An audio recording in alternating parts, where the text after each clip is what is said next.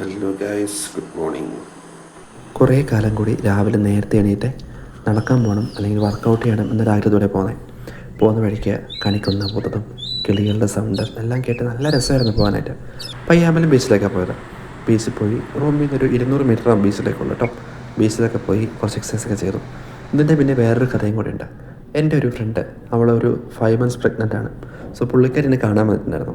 അപ്പം അവളെ കണ്ടു കഴിഞ്ഞപ്പം അവൾ എന്നോട് പറഞ്ഞു, എടാ ഇത് ഞാൻ പെറുന്നതിന് മുമ്പേ നീ പെറുവല്ലോ എന്ന് പറഞ്ഞു.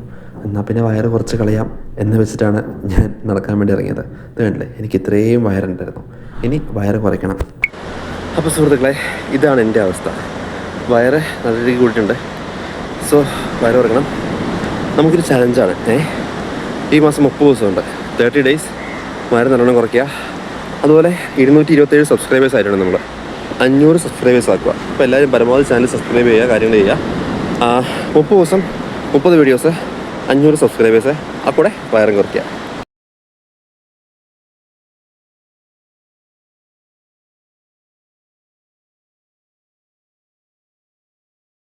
ഇതിനുള്ള ഫുഡ് എടുത്ത് നേരെ ഡ്യൂട്ടിക്ക് പോയി.